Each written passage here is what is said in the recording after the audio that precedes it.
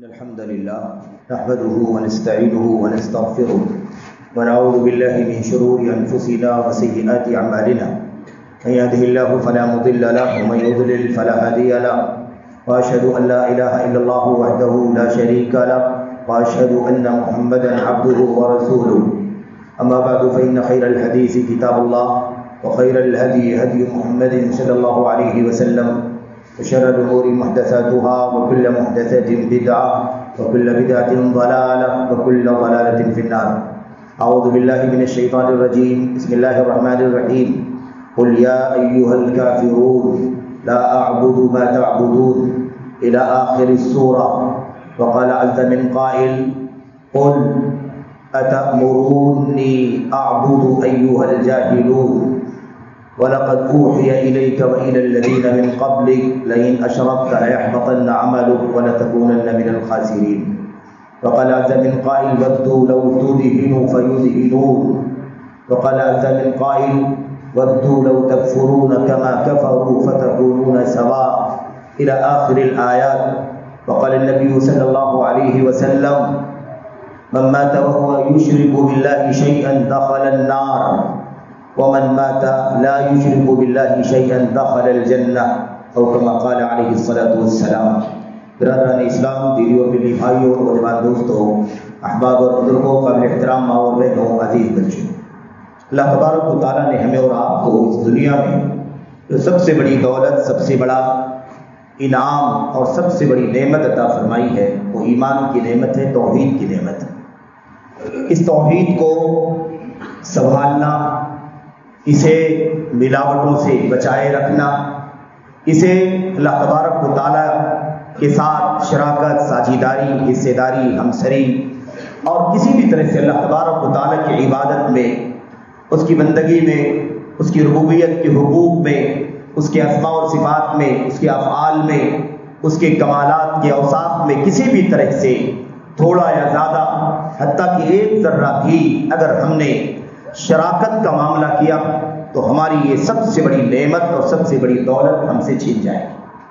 ہم اور آپ کو اللہ تبارک و تعالیٰ نے اپنی کتاب میں، نبی کریم صلی اللہ علیہ وسلم نے اپنی حدیثوں میں جو بہت ساری فضیلتیں، بہت ساری بشارتیں، دنیا میں امن، امان، عافیت، نعمت، رحمت اور آخرت میں اللہ تبارک و تعالیٰ کی طرف سے جنت، اللہ تبارک و تعالیٰ کی مغفرت، اس کا رضوان اور اللہ تبارک و تعالیٰ کی دیدار وغیرہ کی جو عظیم الشان نعمتیں، بیش بہا نعمتیں دینے کا وعدہ فرمایا ہے، اس کے لیے سب سے بڑی شرط، سب سے بنیادی شرط یہ ہے کہ بندے کا ایمان، اس کی توحید بالکل خالص ہو، بالکل پیور ہو، کسی بھی طرح کی ملاوٹ نہ ہو، کسی بھی طرح کی آلائش نہ ہو، کسی بھی طرح کی آمیزش نہ ہو، کسی بھی طرح کا غیر اللہ اس کے اندر شامل نہ ہو.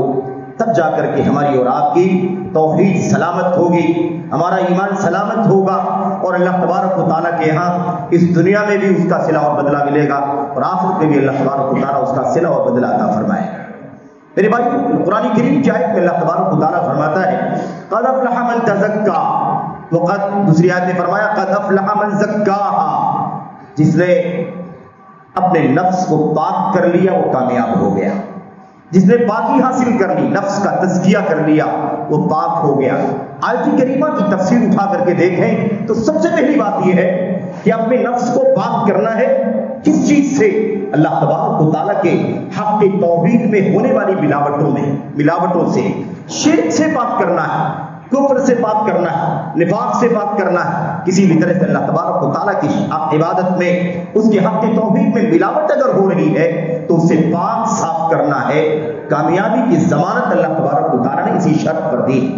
میرے بھائی، اللہ تبارک و تعالیٰ فرماتا ہے یوم لا ينفع مال ولا بنون الا من اتى الله بقلب سلیم. قیامت کے دن نہ مال کام آئیں گے، نہ اولاد کام آئے گی. میرے بھائیوں، ابو جہل، ابو لہب کے واقعات قرآن کریم کے اندر اللہ تبارک و تعالیٰ نے بیان فرمائے. اللہ فرماتا ہے ما اغنى عنه ماله وما كسب، نہ اس کا مال کام آیا قیامت کے دن اور نہ اس کی دولت کام آئی.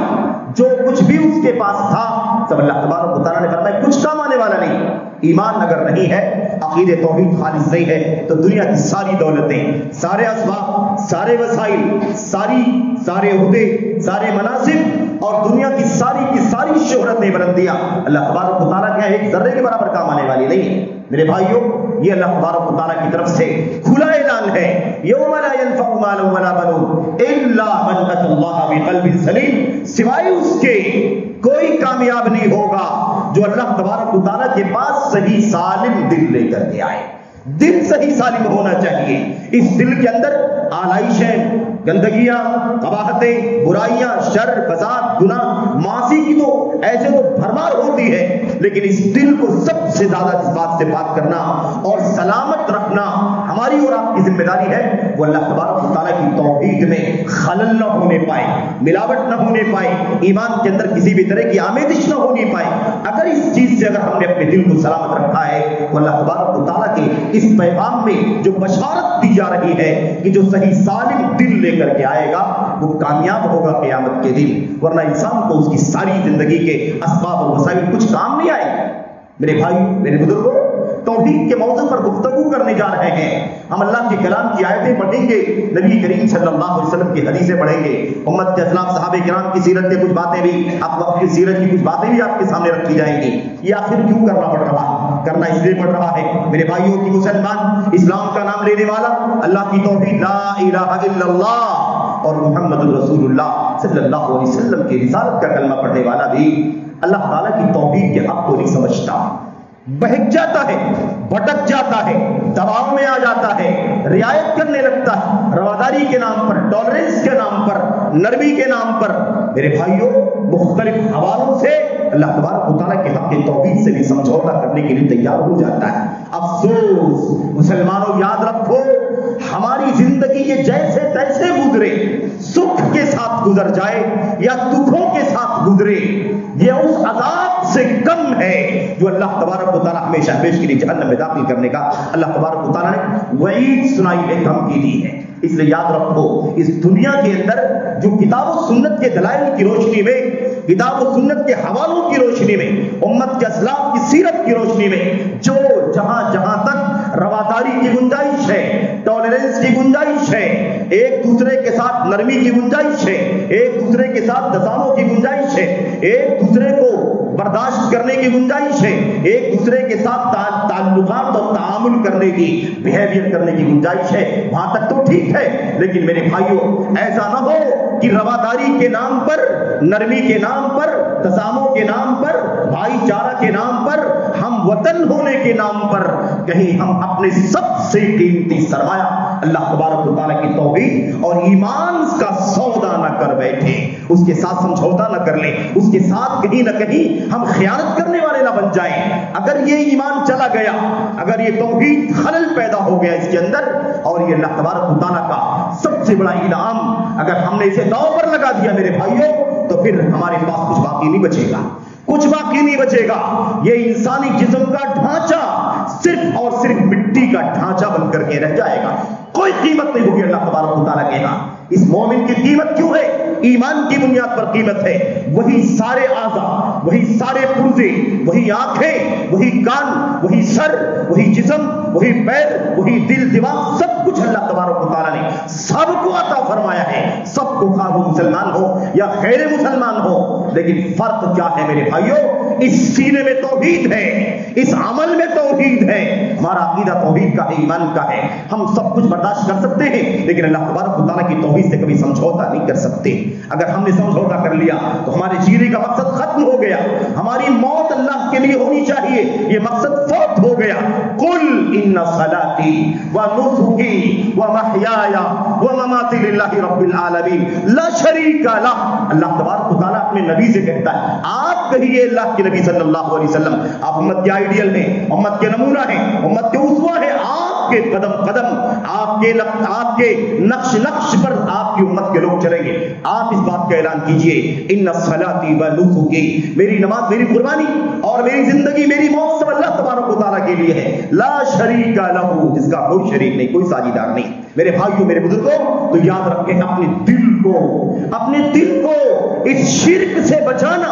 اس دل میں اللہ تبارک و تعالیٰ کی توحید ہے تو اس ڈھانچے کی قیمت ہے، ورنہ کوئی فرق نہیں ہم میں، آپ میں، کوئی فرق نہیں انسان میں، جمادات میں۔ جیسے وہ جہنم میں ڈالے جائیں گے، ہم بھی جہنم میں ڈال دیے جائیں گے۔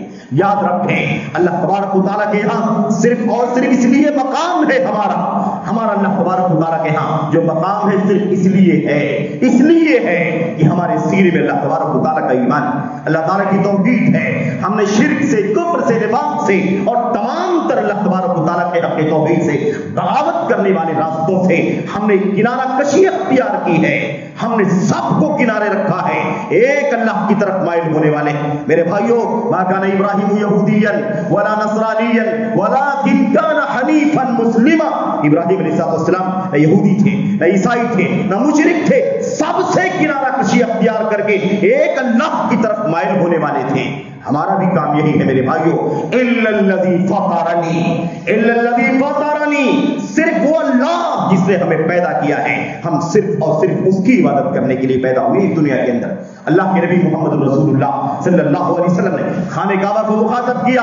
خانہ کعبہ کی عظمت سب جانتے ہیں، خانہ کعبہ کا مقام، اس کی حرمت، اس کی تعظیم، اس کا تقدس، اس کا احترام سب جانتے ہیں۔ اللہ کے نبی محمد رسول اللہ صلی اللہ علیہ وسلم نے خانہ کعبہ کو مخاطب کر کے اشارہ کر کے آپ نے فرمایا تھا، یا بیت اللہ ما اعظمک وما اعظم حرمتک، اے اللہ تبارک و تعالیٰ کے گھر، اے اللہ کے مقدس گھر خانہ کعبہ، تجھے مخاطب کر کے کہتا ہوں میں، تیری حرمت بہت زیادہ ہے، تیرا احترام بے انتہا ہے، تیری عظمت کا عالم کیا ہے کچھ کہا نہیں جا سکتا، لیکن اے اللہ کے گھر خانہ کعبہ تجھ سے کہیں زیادہ محترم، تجھ سے کہیں زیادہ احترام والا، عظمت والا، تکریم والا، عزت والا یہ مومن بندہ ہے اللہ تبارک و تعالیٰ کا۔ اس مومن کا مقام تجھ سے بھی زیادہ ہے، اس مومن کی عزت تجھ سے بھی زیادہ ہے۔ کیوں ہے یہ عزت؟ اس لیے عزت ہے کیونکہ ہمارے سینے میں ایمان ہے، ہم نے کبھی کسی غیر اللہ کے سامنے سر نہیں ٹیکا، ہم نے کسی غیر اللہ کا سجدہ نہیں کیا، ہم نے کسی غیر اللہ کو حق عبادت دینا گوارا نہیں کیا، نہ عمل سے، نہ کردار سے، نہ دل سے، نہ رویے سے، نہ نظریے سے، نہ رواداری کے نام پر، نہ ہم وطنی کے نام پر، نہ حب الوطنی کے نام پر، نہ تسامح کے نام پر، نہ نرمی کے نام پر۔ میرے بھائیوں یاد رکھو، میری بات کا مطلب یہ نہیں ہے کہ ہم غیر مسلموں سے رواداری نہ رکھیں۔ رواداری ہے، رواداری جائز ہے، رواداری واجب ہے، لیکن رواداری کا دائرہ ہے، اس کے حدود ہیں، اس سے باہر نہیں نکلنا ہے۔ میرے بھائیوں، میرے بزرگوں، میں اس پر بھی بات کروں گا۔ مجھے اللہ کے کلام کی ایک دو آیتیں آپ کے سامنے پڑھی ہے اور اللہ کے نبی علیہ السلام کی حدیث ہے، مجھے ذرا تھوڑی سی بات آپ کے سامنے کرنی ہے۔ میرے بھائیوں، میں عرض یہ کر رہا تھا کہ اللہ تبارک و تعالیٰ کے یہاں ایمان کا مقام صرف اور صرف سب سے اونچا ہے۔ اگر یہ نہیں ہے تو اس بندے کی کوئی قیمت نہیں ہے، یہ مر جائے، یہ تباہ ہو جائے، یہ ہلاک ہو جائے، اس کی عزت جائے، اس کا مال جائے، اس کی جان چلی جائے، اسے پرندے اچک لے جائیں، اسے جانور نوچ کر کے کھائیں، یہ جل جائے، اللہ تبارک و تعالیٰ کو ہماری کوئی پرواہ نہیں ہے۔ اگر کوئی پرواہ ہے، کوئی عزت ہے ہماری، کوئی مقام ہے اللہ تبارک و تعالیٰ کی نگاہ میں، تو صرف اس لیے ہے کہ ہم اس اللہ تبارک و تعالیٰ کے سامنے سر جھکانے والے ہیں۔ جس اللہ نے ہمیں پیدا کیا وہ ہمارا خالق و مالک ہے، ہمارا مدبر و منتظم ہے، اس کے سوا ہم کسی کے سامنے سر جھکانا گوارا نہیں کرتے، اس کی توحید کے ساتھ کھلواڑ نہیں کرتے، اس کی توحید کے ساتھ سمجھوتا نہیں کرتے، اللہ تبارک و تعالیٰ پر سچے ایمان میں کوئی خلط ملط نہیں کرتے، اس کے ساتھ کوئی بھی رواداری کے نام پر سمجھوتا کرنے کے لیے گوارا نہیں کرتے۔ یہ ہماری خاص بات ہے میرے بھائیوں۔ اسی دعوت کے لیے حضرت نوح علیہ السلام سے لے کر کے آخری نبی محمد رسول اللہ صلی اللہ علیہ وسلم تک سب کو بھیجا گیا۔ کوئی مقصد نہیں، سب سے بڑا مقصد اگر کوئی تھا تو اس دھرتی پر صرف ایک اللہ تبارک و تعالیٰ کی عبادت ہونی چاہیے، بس اس کے سوا کچھ نہیں میرے بھائیوں۔ باقی شریعتیں بدلتی رہی، کسی کے ہاں کچھ، کسی کے ہاں کچھ، کسی کے ہاں کچھ حلال ہے کچھ حرام ہے، لیکن اللہ کی توحید کی دعوت سارے انبیاء علیہ السلام کے یہاں مشترک رہی ہے، کوئی فرق نہیں رہا۔ میرے بھائیوں، اس اللہ تبارک و تعالیٰ کی اسی توحید کو بپا کرنے کے لیے، اسی سچے ایمان کو، خالص عبادت کو اس روئے زمین پر آباد کرنے کے لیے اللہ نے زمین بنائی، آسمان بنایا، زمین و آسمان کے درمیان کی ساری مخلوقات پیدا کی ہے۔ اگر یہ مقصد دنیا سے ختم ہوا تو اس وقت اس دنیا کا آخری دن ہوگا، دنیا فنا کر دی جائے گی، کیونکہ ہم نے اس دنیا کو اللہ کی بندگی کے لیے، اللہ کی توحید کا پرچم لہرانے کے لیے زمین آسمان ساری کائنات کو پیدا کیا ہے۔ اگر اس دھرتی سے توحید کا خاتمہ ہو گیا تو پھر اس دنیا کو اب باقی رہنے کا کوئی فائدہ نہیں بچا۔ اللہ تبارک و تعالیٰ جب تک توحید کا اس دنیا میں چرچا ہے تب تک یہ دنیا قائم ہے۔ جب اس دنیا سے توحید کا خاتمہ ہوگا تو قیامت اللہ تبارک و تعالیٰ قائم کر دے گا۔ میرے بھائیوں، ہم نے آپ کے سامنے قرآن کریم کی دو آیتیں پڑھی ہیں یا ایک دو جگہ سے آیتیں پڑھی ہیں۔ میں آپ سے کچھ باتیں عرض کرنا چاہتا ہوں۔ دیکھیں، اللہ تبارک و تعالیٰ کی کتاب میں نبی کریم صلی اللہ علیہ وسلم کی سنت میں ایک بہت بڑا اصول، ہم کو، آپ کو، فلاں کو، زید، عمر، بکر، مشرق، مغرب، شمال، جنوب، ساری دنیا کو جو اسلام کے نام لیوا ہیں سب کو ایک اصول اللہ کے کلام کے اندر اور اللہ کے نبی محمد رسول اللہ صلی اللہ علیہ وسلم کی سنت کے اندر ایک اصول دیا گیا ہے۔ وہ اصول کیا ہے؟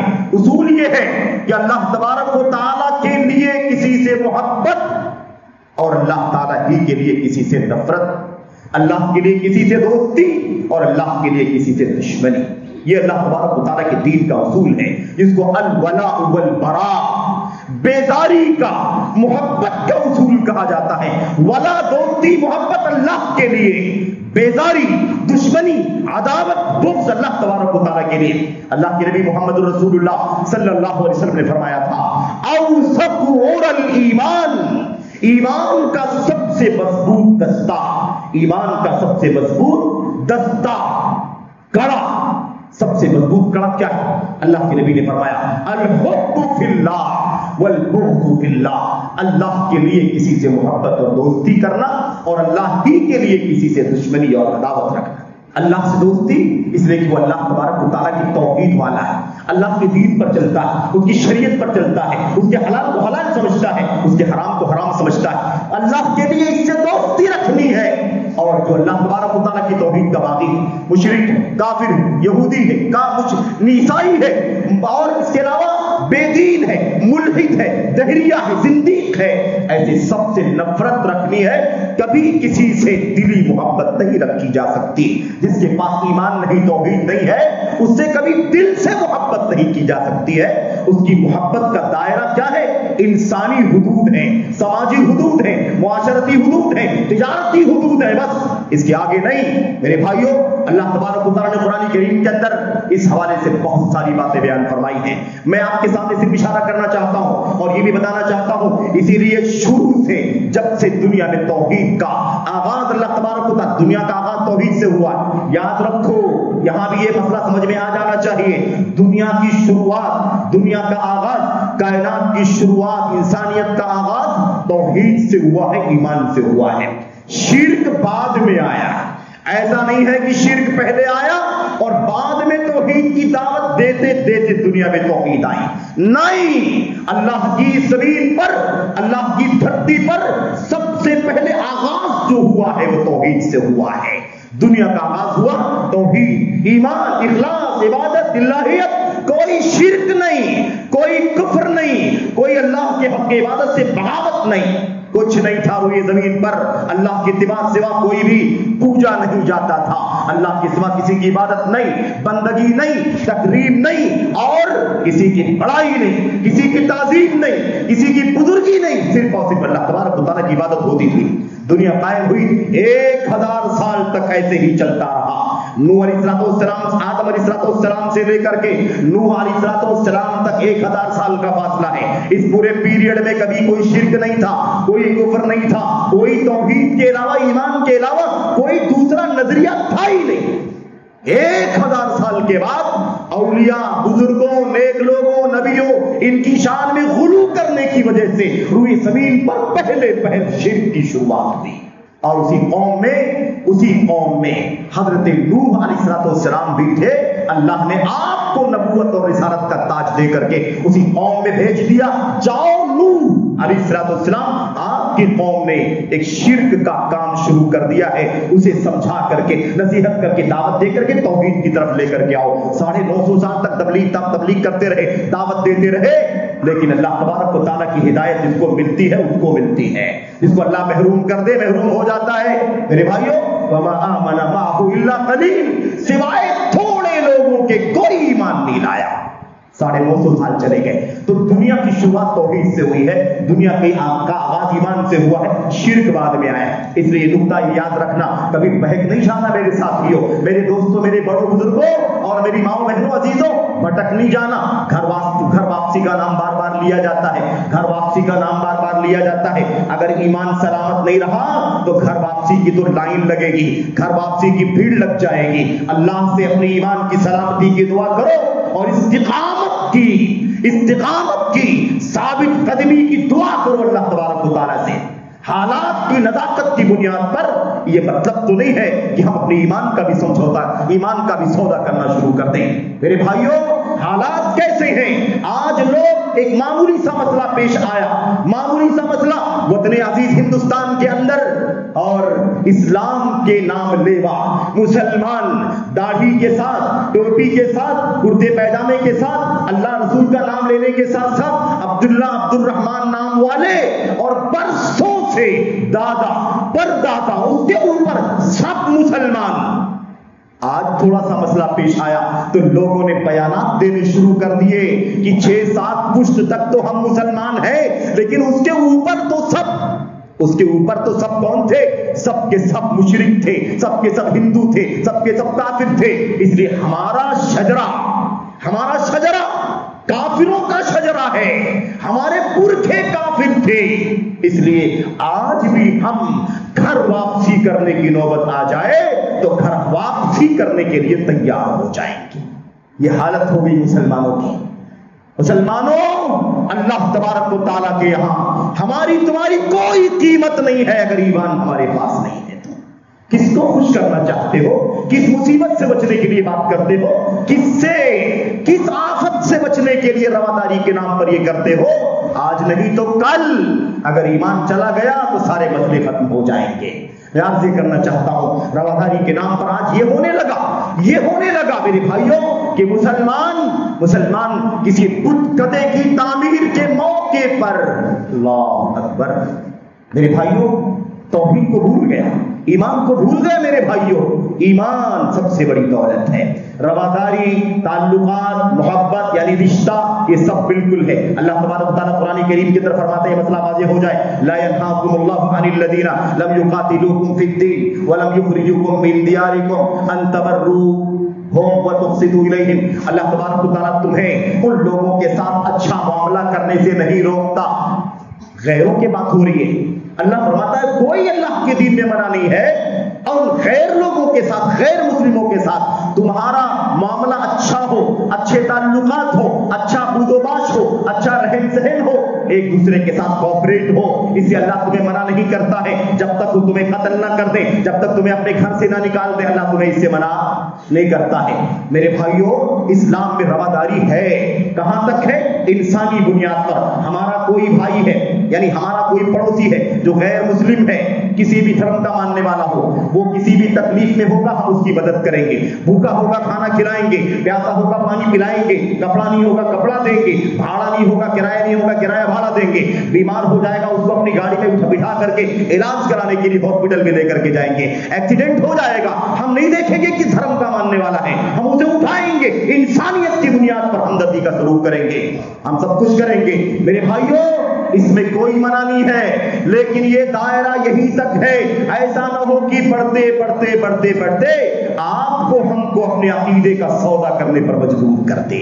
ایسا نہ ہو جائے میرے بھائیوں, ایسا نہ ہو جائے کہ ہم اب گدے کی تعمیر پر دیے جلانا شروع کر دیں, ہم ہاتھ جوڑنا شروع کر دیں اور ہم کہیں مبارک ہو, مبارکبادی دینا شروع کر دیں. یاد رکھو, شرک و کفر کے کام پر مبارکبادی دینے والا شرک و کفر کرنے والے جیسا ہوتا ہے, شرک و کفر کرنے والے جیسا ہوتا ہے. اس لیے یاد رکھو, ولا و برا کا مسئلہ سمجھو. دوستی کہاں تک, دشمنی کہاں تک. دوستی انسانیت کی بنیاد پر, سماج کی حد تک, معاشرے کی حد تک, معاش کی حد تک, بزنس اور کاروبار کی حد تک. لیکن ایمان و عقیدہ چلا جائے وہاں رواداری نہیں ہوتی. ہم بالکل آپ کے کسی بھی مسئلے میں آپ کو ساتھ دینے کے لیے تیار ہیں, لیکن جب تک ہمارا یہ عقیدہ, ہمارا ایمان سلامت رہے گا تب تک ہم آپ کا ساتھ دیں گے. یہ عقیدہ بناؤ مسلمانوں, یہ عقیدہ مضبوط کرو. اللہ تبارک و تعالیٰ نے قرآن کریم میں نقشہ کھینچا. اللہ نے فرمایا وَدُّوا لَوْ تُدْهِنُوا فَيُدْهِنُونَ. یہ تو چاہتے ہیں کہ تم بھی اپنے دین سے سمجھوتا کر لو تو یہ بھی سمجھوتا کر کے تمہارے قریب آ جائیں. تھوڑا سا تم ادھر جاؤ اور تھوڑا سا یہ تمہارے قریب آ جائیں. تھوڑا سا تم قریب آ جاؤ, تھوڑا سا یہ قریب آ جائیں. یہ چاہتے ہیں میرے بھائیوں, لیکن ہم قریب نہیں آ سکتے نا اپنے ایمان و عقیدے کے مسئلے میں. ہم توحید سے سمجھوتا نہیں کر سکتے میرے بھائیوں. ہم سب کچھ رواداری کر سکتے ہیں انسانیت اور سماج کی بنیاد پر, لیکن ہم عقیدے کا سمجھوتا نہیں کر سکتے. اللہ فرماتا ہے وَدُّوا لَوْ تَكْفُرُونَ كَمَا كَفَرُوا فَتَكُونُونَ سَوَاءً. یہ چاہتے ہیں کہ کاش تم بھی کفر کرتے جیسے وہ کفر کرتے ہیں, تاکہ دونوں برابر ہو جاتے. دونوں برابر ہو جاتے, جیسے وہ ویسے تم. لیکن یہ سمجھوتا عقیدے کے مسئلے میں نہیں چلے گا. قرآن کریم کی آیت کریم آپ کے سامنے قل یا ایھا الکافرون پڑھی گئی. دوسری جگہ اللہ تبارک و تعالیٰ نے وہ آیت کریمہ قل, اللہ تبارک و تعالیٰ فرماتا ہے اتأمرونی افغیر اللہ تأمرونی اعبد ایھا الجاہلون. یہ دونوں آیتیں آپ کے سامنے پڑھی گئی. میں پس منظر بتانا چاہتا ہوں. پس منظر کیا ہوا میرے بھائیوں؟ مشرکین مکہ اللہ کے نبی علیہ السلام کے پاس آئے. اللہ کے نبی صلی اللہ علیہ وسلم توحید کی دعوت دے رہے تھے. ایک اللہ کی بندگی جو ساری کائنات کا پیدا کرنے والا ہے, ایک ایک انسان کو روزی دینے والا اللہ, پانی پلانے والا اللہ, صحت دینے والا اللہ, دولت دینے والا اللہ, عزت دینے والا, سب کچھ اللہ دینے والا ہے. چاہے اس کے ماننے والے ہوں یا نہ ہو, اس کی عبادت کے لیے سر جھکاتے ہوں یا نہ کرتے ہوں, لیکن دینے والا ساری کائنات کو کون ہے؟ اللہ تبارک و تعالیٰ ہے. اللہ تبارک و تعالیٰ مشرکین مکہ اللہ کے نبی کے پاس آئے, کہنے لگے اے محمد صلی اللہ علیہ وسلم ایسا کر لیتے ہیں, بڑا ٹکراؤ چل رہا ہے. آپ ایک اللہ کی عبادت کی دعوت دینے, عبادت کرنے کی دعوت دینے کے لیے آئے ہیں, اور ہم تو باپ دادوں کے دین پر چل رہے ہیں. لات منات عزا کا عقیدہ ہے ہمارا, ہم ان کی پوجا کرتے ہیں. بڑا ٹکراؤ ہے ہم میں آپ میں. آپ سے ایک گزارش لے کر کے آئے ہیں, ایک پروپوزل لے کر کے آئے. پروپوزل جس کو کیا کہتے ہیں ہم لوگ, جس کو ہم کہتے ہیں تجویز لے کر کے آئے ہیں. ایک منصوبہ لے کر کے آئے آپ کے پاس. ایسا کر لیتے ہیں, تال میل ہو جائے گا, اختلاف ختم ہو جائے گا, جھگڑا ختم ہو جائے گا. یہ راستہ ہے بیچ والا. وہ راستہ یہ ہے, ایک سال آپ ہمارے معبودوں کی عبادت کر لیں اور ایک سال ہم آپ کے اللہ کی عبادت کر لیں گے. ایک سال آپ ہمارے لات منات عزا کی عبادت کر لیں اور ایک سال ہم آپ کے اللہ کی عبادت کر لیتے ہیں. ایسا سمجھوتا کر لیتے ہیں, نہ آپ ہمارے خلاف بولے نہ ہم آپ کے خلاف بولے, ایسا کر لیتے ہیں. اللہ اکبر. اللہ تبارک و تعالیٰ نے قرآن کریم کی آیت اتاری قل یا ایھا الکافرون. اے اللہ کے نبی یہ کیا ہے؟ توحید سے سمجھوتا ہوگا, ایمان کو بیچو گے, ایمان سے سمجھوتا ہو سکتا ہے کیا؟ ایمان اور عقیدے میں تال میل کیسے ہو سکتا ہے؟ اگر کوئی ہماری جان لینے کے لیے آ جائے تو کیا ہم یہ کہیں گے کہ آج ہم ایمان چھوڑ دینے کے لیے تیار ہیں؟ نہیں, ایسا نہیں ہو سکتا. ہم ایمان پر مرنا چاہیں گے, ایمان پر. اللہ تبارک و تعالیٰ نے کیا فرمایا؟ آپ کہیے لا یا ایھا الکافرون, اے کافرون لا اعبد ما تعبدون. جس کی تم عبادت کرتے ہو, جن دیوی دیوتاؤں کی میں ان کی عبادت نہیں کرتا, اور جس کی میں عبادت کرتا ہوں اس کی تم نہیں کرتے ہو. اور بعد میں بھی ایسی ہوگا, بعد میں بھی ایسی ہوگا. جس کی میں عبادت کرتا ہوں اس کی تم نہیں کرو گے مستقبل میں بھی, اور جس کی تم کرتے ہو اس کی میں نہیں کروں گا. لکم دینکم ولی دین. تمہارے لیے تمہارا دین شرک و کفر ہے اور میرے لیے میرا دین توحید و ایمان ہے. یہ حد فاصل, حد فاصل اسے سنبھال کے رکھنا ہے اور اسی پر مرنا ہے مسلمانوں. یا ایھا الذین آمنوا اتقوا اللہ حق تقاتہ ولا تموتن الا وانتم مسلمون. ایمان والو اللہ سے ڈرو, تمہاری موت آئے تو اسلام اور ایمان کی حالت میں آئے. مرنے دم تک ایمان کو سنبھالنا ہے. وَاعْبُدْ رَبَّكَ حَتَّى يَأْتِيَكَ الْيَقِينُ. اپنے رب کی عبادت کرتے رہو یہاں تک کہ موت آ جائے. مرتے دم تک اللہ تعالیٰ کی عبادت ہی کرتے رہنا ہے, اسی پر مرنا ہے. اگر اس پر موت نہیں ہوئی تو پھر ہمیشہ ہمیشہ کے لیے جہنم کی آگ ہے. میں عرض یہ کر رہا تھا, اس موقع پر جب یہ پیشکش لے کر کے آئے تھے, تجویز لے کر کے آئے تھے, اس وقت ایک آیت کریمہ اور اتری تھی. وہ آیت کریمہ یہ تھی قل افغیر اللہ تأمرونی اعبد ایھا الجاہلون. آپ کہیے ان لوگوں سے, ان مشرکین مکہ سے آپ کہیے افغیر اللہ تأمرونی اعبد, کیا اللہ کے علاوہ کی عبادت کرنے کی تم مجھے حکم دے رہے ہو؟ جاہلو ایھا الجاہلون, اے جاہلو کیا تم مجھے غیر اللہ کی عبادت کرنے کا حکم دے رہے ہو؟ آپ کہیں ان لوگوں سے کہ یہ تو کوئی صورت نہیں ہے، اس کی کوئی صورت نہیں۔ وَلَقَدْ أُوحِيَ إِلَيْكَ وَإِلَى الَّذِينَ مِن قَبْلِكَ، اعلان کر دیجئے میری طرف بھی وحی کر دی گئی ہے، اور اللہ تعالیٰ نے مجھ سے پہلے جو انبیاء اور رسولوں کو بھیجا ان سب کو بھی وحی کر کے بتا دیا گیا ہے، لَئِنْ أَشْرَكْتَ لَيَحْبَطَنَّ عَمَلُكَ، اگر آپ نے شرک والا کام کیا نا، شرک والا کام کیا تو آپ کی زندگی کی ساری نیکیاں برباد ہو جائیں گی، وَلَا تَكُونَنَّ مِنَ الْخَاسِرِينَ، اور آپ لازمی طور پر خسارہ اٹھانے والوں میں سے ہو۔ کیا سمجھتے ہیں آپ؟ سمجھوتا چل سکتا ہے؟ نہیں چل سکتا۔ اللہ فرماتا ہے بَلِ اللَّهَ فَاعْبُدْ وَكُن مِّنَ الشَّاكِرِينَ، آپ کو کرنا کیا ہے؟ صرف اللہ کی عبادت کیجئے اور اللہ کے شکر کرنے والوں میں سے ہو جائیے۔ توحید کی نعمت، اللہ کی بندگی کی نعمت سب سے بڑی نعمت ہے جس پر ہمیں اللہ تعالیٰ کا شکریہ ادا کرنا چاہیے۔ نبی کو اللہ فرماتا ہے، پھر آگے اللہ نے فرمایا وَمَا قَدَرُ اللَّهَ حَقَّ قَدْرِهِ، ان لوگوں نے اللہ کی قدر نہیں پہچانی، یہ نہیں جانتے اللہ کون ہے، اللہ کا مقام کیا ہے۔ مسلمانوں میں آپ کو بتاؤں ہمارا ایمان کتنا قیمتی ہے۔ ایک واقعہ، ایک حدیث اور ایک دو باتیں بس بیان کر کے بات ختم کرتا ہوں۔ اللہ کے نبی صلی اللہ علیہ وسلم کے پاس ایک صحابی آئے، انہوں نے کہا اللہ کے نبی صلی اللہ علیہ وسلم میں آپ عقیدے کی اہمیت سمجھیں، یہ جو سمجھوتا رواداری نرمی کے نام پر عقیدے ضائع ہونے کے خطرے چل رہے ہیں نا، میں اس پر آپ کو بات بیان کرنا چاہتا ہوں۔ میرے بھائیوں، صحابی آئے کہ اللہ کے نبی میں نے نظر مانی ہے، نظر کہ میں بوانا کے مقام پر ایک اونٹ ذبح کروں گا، اونٹ اللہ کے لیے ذبح کروں گا، کسی دیوی دیوتا کے نام پر نہیں، اللہ کے لیے میں نے نظر مانا ہے کہ ایک اونٹ ذبح کروں گا، لیکن بوانا نام پر ذبح کروں گا، بوانا کے مقام پر۔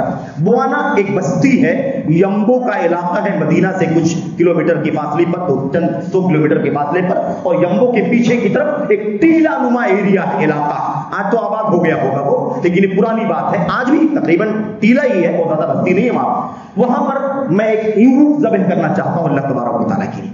اب آپ دیکھیے یہاں شرک نہیں ہے، شرک نہیں ہے، عبادت اللہ کی ہے، نظر اللہ کے لیے مانا، جانور اللہ کے نام پر ذبح کرے گا، کوئی شرک نہیں۔ پھر بھی اللہ کے نبی نے فرمایا تم نے بوانا کے مقام پر اونٹ ذبح کرنے کی نظر مانی ہے۔ بوانا، یہ بتاؤ بھائی ساتھیوں، دوستوں، ساتھیوں میرے بتاؤ، اللہ کے نبی نے صحابہ سے پوچھا یہ بتاؤ کہ کیا بوانا جس کا نام یہ لے رہا ہے، بوانا کے مقام پر کیا کبھی زمانے جاہلیت میں کسی بت کی پوجا تو نہیں ہوتی تھی وہاں؟ آج نہیں ہو رہی ہے، لیکن جاہلیت میں کبھی پہلے تو نہیں بت کی پوجا ہوتی تھی؟ اگر ایسا کچھ ہے تو بتا دو، وہاں پھر یہ نظر پوری نہیں کی جا سکتی ہے۔ صحابہ نے کہا اللہ کے نبی وہاں کوئی زمانے جاہلیت کا حدود نہیں تھا۔ اللہ کے نبی نے دوسرا سوال کیا، آپ نے فرمایا اچھا یہ بتاؤ کیا زمانے جاہلیت میں مشرکین کا کوئی میلہ والا لگتا تھا وہاں پر؟ صحابہ نے کہا اللہ کے نبی نہیں، کوئی میلہ وغیرہ بھی نہیں لگتا تھا۔ تو آپ نے فرمایا اچھا تو اگر ایسا ہے کہ نہ تو وہاں کوئی پہلے زمانے جاہلیت کا بت تھا، زمانے جاہلیت میں وہاں پوجا جاتا تھا اور میلہ والا لگتا تھا، اگر ایسا کوئی مسئلہ نہیں ہے تو لے جاؤ اپنے اونٹ کو وہاں اللہ کے نام پر ذبح کر کے اللہ تعالیٰ کے لیے نظر کو پوری کر دو۔ بات سمجھو، عبادت اللہ کی کرنے کی بات ہو رہی ہے، لیکن توحید اتنا قیمتی ہے، یہ سرمایہ کہ اللہ کے نبی نے فرمایا اگر وہاں جاہلیت میں بت پوجا جاتا رہا ہوگا اور میلہ لگتا رہا ہوگا اور آج وہاں تم اللہ کے نام سے جانور ذبح کرو گے تو بھی کہیں توحید میں خلط ملط ہونے کا اندیشہ ہو جائے گا، کسی کو شک ہو جائے گا کہ یہاں پر اسی لیے ذبح کیا جا رہا ہے کیونکہ فلاں بت کو پہلے زمانے میں یہاں پوجا جاتا تھا۔ اللہ کی توحید کو سلامت رکھنے کے لیے نبی نے فرمایا اگر بت کی پوجا وہاں پہلے بھی ہوتی تھی آج نہیں ہوتی ہے تو وہاں پھر بھی قربانی جانور کو ذبح نہیں کیا جا سکتا۔ میلہ بھی لگتا رہا ہو، ان کا بازار لگتا رہا ہو، ان کا جمگھٹا لگتا رہا ہو تو بھی وہاں پر آج اللہ کے نام پر بھی جانور ذبح نہیں کیا جا سکتا۔ ٹھیک ہے، اتنا اہم ہے ہمارا، اتنا قیمتی سرمایہ ہے، یہ جوہر ہے جوہر، اس کو تو موتی اور ہیرے کی مثال میں بھی نہیں پیش کیا جا سکتا۔ ہیج ہے ساری دنیا کی ساری نعمتیں ہیج ہیں، اگر اللہ کی توحید سے سمجھوتا ہو گیا تو پھر کوئی قیمت ہماری باقی نہیں بچے گی۔